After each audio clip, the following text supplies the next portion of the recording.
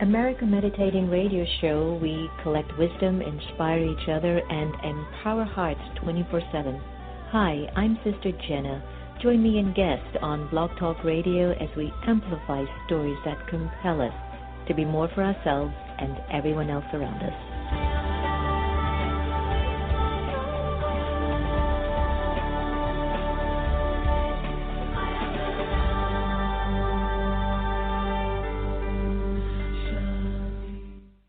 Do you like to meditate? Have you tried to meditate? Have you struggled with meditation? Why don't you visit one of the Brahma Kumaris Meditation Center? Visit brahmakumaris.org. Hello, everyone. This is Sister Jenna from the America Meditating Radio, and I'm excited to introduce to you Meditate the Vote. It's going to be a national campaign, and what we're asking for all of you to join us with is to raise the bar of conversation. Try to see in what way we can change our interpretation about who we are, what we are, and perhaps the direction in which we want this country to go in. Regardless of whoever becomes the next president in 2017, we are still responsible for the way that we want to move our lives. So could you join me and an alliance of friends around the country to meditate the vote? Go to americameditating.org, press on Events, Meditate the Vote, and you'll be able to get a whole bunch of information. So join us, because I, Sister Jenna, meditate the vote. The Meditation Museum in Silver Spring, Maryland offers a variety of courses and activities to make your life go a whole lot smoother. Located at 9525 Georgia Avenue, you will be able to experience the beautiful silence that's in the space. There are courses in Raja Yoga meditation, positive thinking, stress-free living, and personal development classes. For more information, call us at 301-588-0144 or visit us online at meditationmuseum.org. Blaylock Dialysis Center is a convenient state-of-the-art dialysis center in the Houston area, run by Dr. Panakin Patel. Relax in a comfortable environment while receiving quality care. Serving adults 18 to geriatrics, we are here to help you.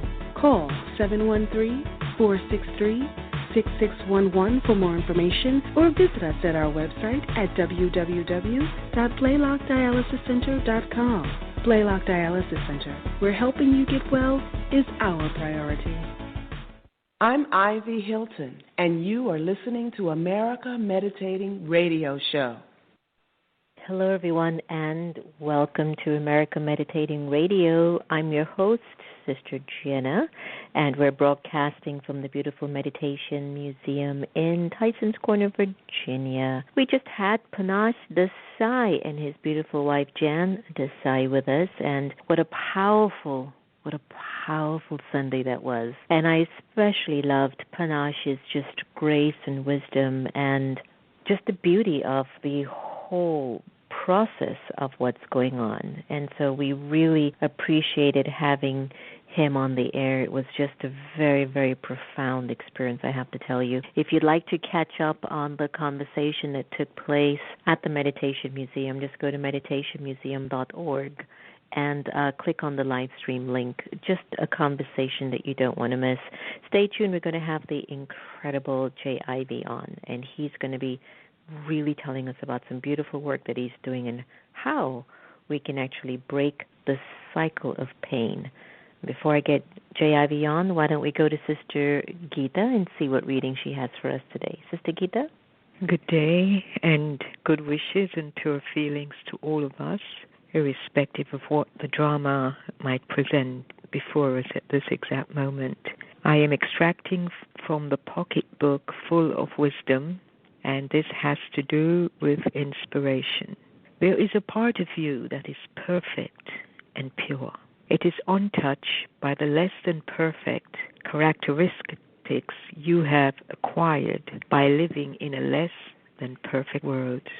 This part of you is a still and eternal star-like energy. Make time to reach it, and this will bring you untold benefit. You are the child of the supreme energy, full of power, full of peace, full of love, full of all virtues. You are that divine light And just like a child, it would take the habit of its father, the Supreme Father, endorsing the fact that you children are just like me. It's just that you have forgotten your pure and perfect self. Something to contemplate on. Om Shanti, have a day full of wisdom.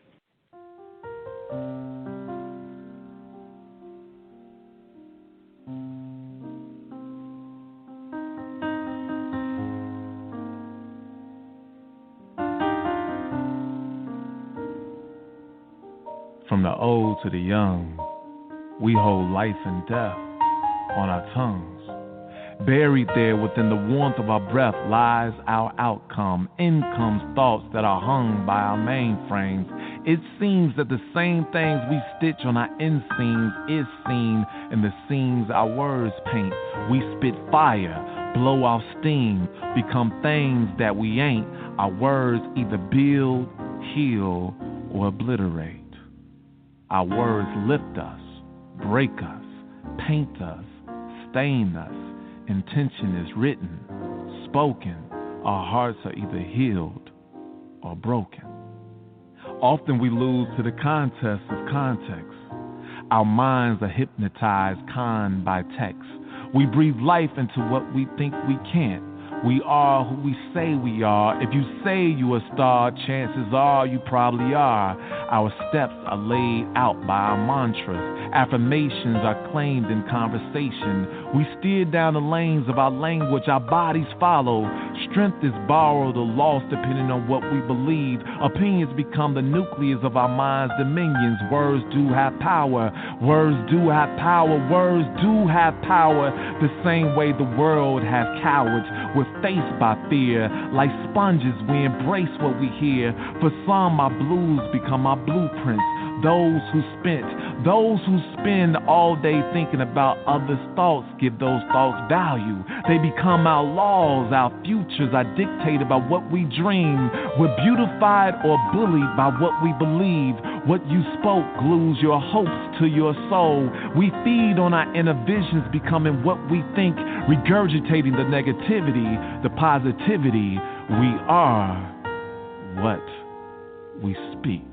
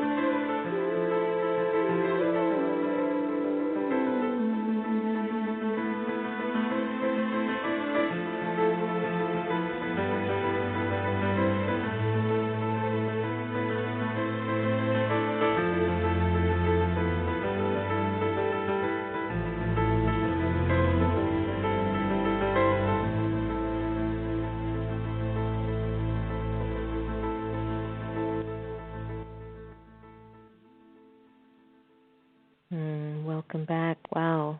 That was You from Lucinda Drayton, and we had a beautiful, beautiful poetry by our upcoming friend, J. Ivy, about the power of words. I can't begin to tell you how moving that is. Your words have power, and we're about to enjoy some of J.I.V.'s words today. We tried this conversation before, and we had some technical difficulties, so I get the fortune of interviewing J.I.V. twice in a year. So when it comes to the art of hip-hop poetry, J.I.V. is the first of his kind. He is a pioneer, a trendsetter, one who has knocked down impossible doors, taken the art of poetry directly to today's mainstream music and television arenas. Now, his motivational motto, "Dreams don't come true, they are true," has guided him from his native home, Chicago, to becoming a Grammy, Peabody, Clio, and NAACP Image Award-winning poet and artist. Jay co-starred in and narrated B.E.T's award-winning film Muhammad Ali, who we just lost. Sending lots of peace and love to you, the soul Muhammad. So the film was Muhammad Ali, the People's Champ, has authored 2 books, Here I Am, Then and Now, and Dear Father, Breaking the Cycle of Pain. He co-owns also an entertainment company called Ivyous Entertainment. And beyond music, television, and touring circuit, Jay continues to support community arts through the National Dear Father movement, which encourages people of all ages to explore the arts and find strength through the power of forgiveness, and the Dear Father letter writing campaign. Today we are tickled to welcome our sweet brother back to the show. Jay, welcome back. It was my pleasure to be back. How you doing? I was saying, yay, I get to do it twice in a year. Right. It was good to be back. Hey, I didn't know that you co-starred in and narrated B.E.T's award-winning film Muhammad Ali, The People's Champ. You must be feeling quite interesting this week.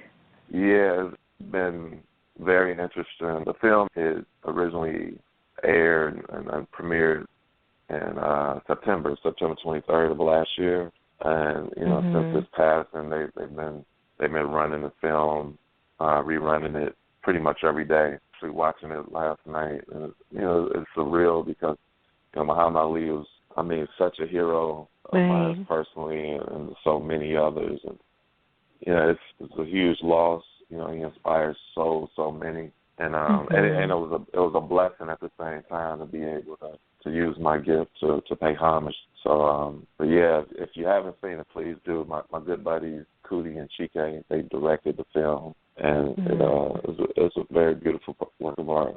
I will. We're so proud of you. We are just so proud of you. You're welcome. You're a leader and an inspiration, and maybe even one of the best students in life, because you can't lead, and you definitely can't command the life of others if you yourself haven't been commanded, or if you yourself haven't been learning. So you're in the hip-hop community. Poetry is your platform and your calling.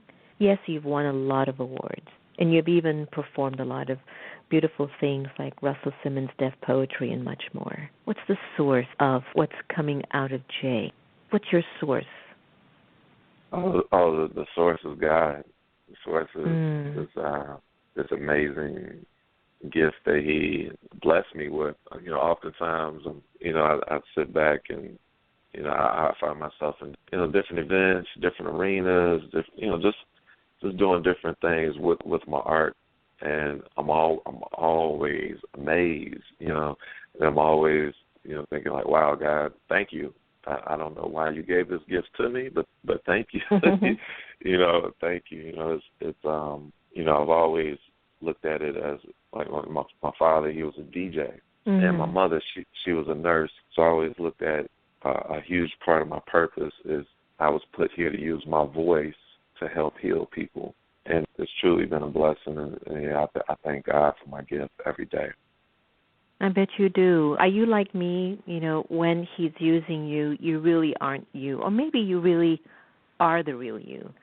And then something happens when it's this subtle energy. It takes over the I, the me, and the mine, and it just starts to flow flow always with you, or do you feel the difference and then you find yourself in life trying to amplify the flow of feeling God's energy more than what the world keeps telling you should be doing or being? I absolutely feel it more when I concentrate and focus and tap into it. You know, when I tap into the moment. You know, when I'm conscious of it. You know, when the spotlight's on, when it's my opportunity to speak, and you know, when people are sitting there ready to listen, and I tap in, I focus. I definitely feel it. I feel it more. Mm-hmm. I feel it more, and it's a transformation. It is. A lot of people, they say, well, man, off stage, you know, you're just this quiet, laid back guy, you know. You know, on stage, you're electric, you know, and I feel that, and I've witnessed it. I notice it every time I get on stage and speak. You know, something just takes over, and I feel like I become more than who I am, you know, and I can feel the energy flowing through me. I'll tell you a real life story. My younger days, maybe about 10 years ago, you know, when he's using you and you're on the stage and you're on what we call in Hindi, it's gadi. And gadi means like the sacred throne, right? So I'm on my gadi. So this moment occurred. So whatever happened. I came down, and I think it was like 2 minutes later, this young girl comes up to me and says, "Oh, my God, like you're so different. You were so elevated when you were up there." And she walked away. Oh, my God, I have a lot of work to do. And that was the first time I realized I got it. So, okay, I got some work to do. And so I just said, okay, I'm humbled. I want to talk about your book, Dear Father. It's a vehicle of forgiveness and healing. And, wow, it has touched, it has inspired the lives of so many people that I don't think you and I would ever decode the transformation that they've gone through. Could you let our listeners know about the book? And how has the book even changed Jay? Oh, absolutely. So the book, Dear Father, Breaking Secular Pain, it started with a poem. It is based around a poem that I wrote called Dear Father. And Dear Father came about when I was at a crossroads of wanting to get this huge weight off of me that I've been feeling for years. My father, when I was younger, he was in my life, and he was a part of my family until, you know, drugs and alcohol became a factor. And then my folks got a divorce. And I didn't see or hear from my father for 10 years.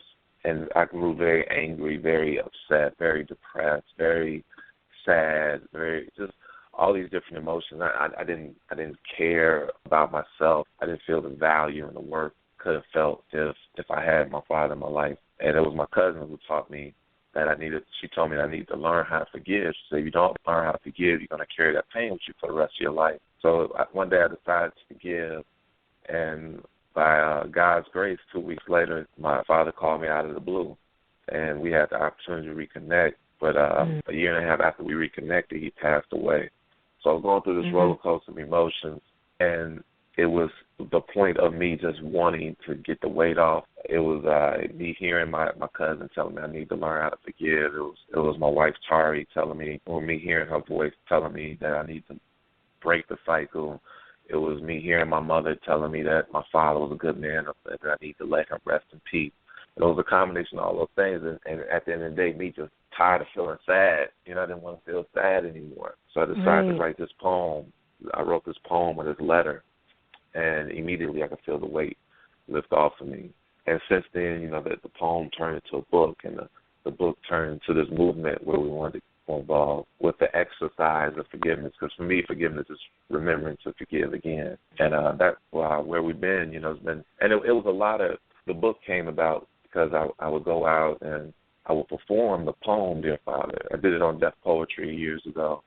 And then I would move around the country and perform this poem, and after every performance, I would find myself in conversations about forgiveness, about fatherlessness, about, or maybe it was, you know, people dealing with issues with their mother or close friends, or just needing to forgive themselves. And that ultimately led to me knowing that I needed to write this book, and that's where we are now. Forgiveness is huge, and I think every one of us know it. It heals us first. It takes care of us first. I mean, thank God that God is a forgiving God, because can you imagine the trouble we would be in today if he wasn't? Right? Absolutely. So then why would we not apply that? And I know that it becomes hard because sometimes I think we don't have enough knowledge as to why certain situations and circumstances are unfolding in our lives in particular. And sometimes I think the pain amplifies when I look at the life of somebody else and I don't know what they've done to create what might look like the gold spoon was born in that one's mouth but not mine. And sometimes the pain, gets bigger for us. But I know that there are mysteries and secrets behind each soul's karmic choices, and we are living those experiences out now. We just don't remember. Now, a lot of us have a natural ability to hold on to trauma, to those memories of the past, and it makes us get stuck. It paralyzes us. How were you able to break the cycle of pain? Was it through the book? Was it through the poetry? Was it just that you just were showing up at the right time? Were you answering to the call that kept, troubling you in your mind at some point? What was it that made you break your cycle or continue to help you to break unhealthy cycles? Well, it was a combination of things. I guess one was really just seeing the humanity in my father, just looking at him as a human being, person with emotions, with feelings, with his own traumas that he had been through, and just being able to empathize with that, just being able to see him on that level. And I'm able to see any other human being, and I'm able to listen to them. I'm able to see what they've gone through, and I'm able to understand. I knew that I needed to be able to do that with my father, even though he was so close, and I had this responsibility that on him that I felt that he should have fulfilled. But that was a huge part of it, just seeing the humanity in him. The other part for me was just the exercise of poetry and expression and getting it out and not letting those feelings and those emotions continue to fester and grow in the dark spaces of my spirit and my subconscious. It was me having the courage to finally take those feelings on head on. And when I took them head on, the tools that were used to defeat them and to continue to defeat them, because the battle is continuous, was that expression of poetry and forgiveness and being able to empathize and just not wanting to feel discouraged anymore. I know that life is short. I know that it's a blink of an eye, and I always wanted to spend my days in a happy space, in a happy state of mind. So, I had to check myself in a lot of ways, and just know that everything happened for a reason, even though it may not have been the way I wanted things to play out. Everything happened for a reason, and I'm better because of it. And just be grateful, just live in gratitude. Even when I was writing a book, I felt myself like overwhelmed with gratitude. One for just being here. Two, for things that I was able to learn because my father wasn't in the picture. Three, knowing that my father spiritually is always with me. And I was also grateful for having this gift that God has given me, so I would be able to go out and express the feelings that I had, and to be able to help others who may not have the gift of writing and expression, and just lend them some ideas and some tools that may help them in their walk. Okay. Well, you know what? That's beautiful, and I think that just hearing your story just reminds us of how we're so, many of us are so similar. And for the life of me, I never know why we think we're so different. It's like, okay, my color, my shade is a little bit prettier than yours. I have to admit, I'm copper. Right. What I'm saying is that we all have these attitudes. My hair is like this, or my dress looks better than your dress. It's ridiculous. We're all so much the same, right? We all are all going through stuff. And I know what it's like when you start a movement from heart or from a calling or from an intuitive will. And because we just started Meditate the Vote in May, and it's doing exceptionally well, and we want to keep engaging in conversations how we can choose better ways of expressing ourselves. We want to vote to be a better human being, right? And you've started the National Dare Father movement. And I want you to be able to share with our listeners how we can support this campaign, which seeks to collect at least 1 million letters. And is it because of what you went through with your father that inspired you to, be called to expand this for so many children today that are fatherless? Absolutely. It's the children. I mean, it was not just children, but, because there's so many people who are, well into their older years, and they're still dealing with the things that they went through when they were younger. They're still dealing with that pain, still dealing with those feelings. And I always say, if you don't deal with your emotions, one day your emotions will deal with you. So that was the nucleus of wanting to start the movement. I do have the opportunity to go out, and it's a blessing to be able to go out and speak to thousands and thousands of country and tell them this story and let them know that, the years that are in front of them can be shifted and shaped the way they want them to if they are able to get the pain out of the way, that pain that anchors us and grounds us in the worst ways. And, I always teach them and tell them that, they can fly if they're just able to get that weight off of them. So we started the movement, to encourage people to, one, to forgive, two, to write, because writing is such a beautiful art form. Literacy is such a necessity. So this also encourages that, the art form of communication, which is lacking at times, with all the social media, with all the things that we think connect us, we've become a bit more disconnected. So, getting back to the fundamentals of just sitting down with a pen and paper, it also promotes that, which to me is very, very important. So we've been working towards getting 1 million people to write letters, no matter if the relationship with their father is good, bad, or ugly, because we need the people that are going through the roughest moments. We need them to hear the stories of those who didn't necessarily have that story, those who had a father in the home, those who had guidance and leadership and loving a loving environment. We need them to hear those stories. So what is their time to become a father or their time to become a mother? Then they'll have these positive images that may help guide them in their leadership. Right. So how can we get our letter in to be of support? Where do we go to get that in? Right. So it's really simple. We have a website, dearfatherletters.com, and you can submit your letter there, or everyone doesn't want to share their most personal feelings. Some people can't share them.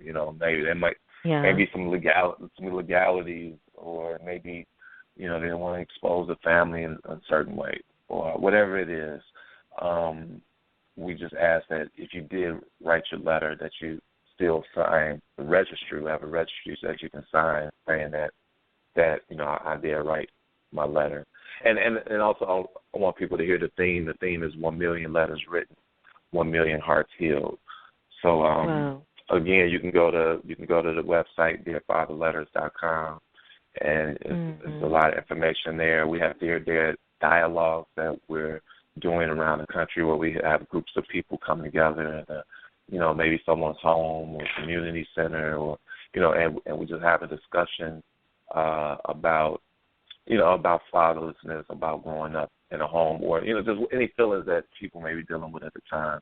We also have a curriculum, so any teachers out there, any educators, principals, we have a Dear Father curriculum that you can get on the website as well, and it's a free curriculum that you can download. We just ask that you sign up and say this school is involved with the Dear Father movement. And that's so beautiful. Yeah, that's where we're at. So Dear Father Letters with an F, dearfatherletters.com. Well, congratulations on that, and I'll be sending in my letter today for sure. Thank you.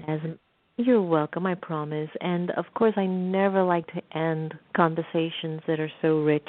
So we have our physical fathers, whether they were physically present for us or not. And then we have the Father for the soul, who is ever present. Can you leave us with a few words that could keep deepening our relationship with the Supreme Father who is ever present, where we can just remember that even if my physical father might not show up when I need him the most, my spiritual father is always there? Absolutely. Can I do it with a poem? Please. You can't block your blessing. When they come your way, you got to be ready to receive. You got to shake off the fear and believe, because at times we're tested to see how far we really are, how strong we really are, how far we really go.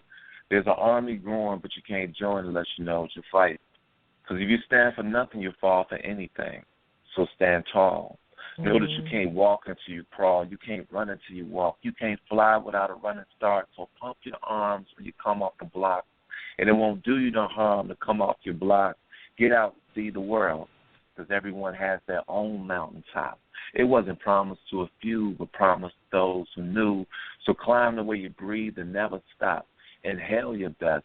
Exhale the BS. Keep on keeping on. See where you're going and work on getting there. Don't hate on others when others get theirs, because you go get yours. You go knock down your own doors. Know that God go take care of you and yours. That's why miracles happen out of the blue. So know that, and remember that can't nobody stop you but you, because dreams don't come true. They are true. So dream big. Then after that, dream even bigger. So big that Martin and Coretta are up in heaven holding hands, smiling down on us with a tear in their eye and joy in their heart, saying, Amen, Amen, Amen.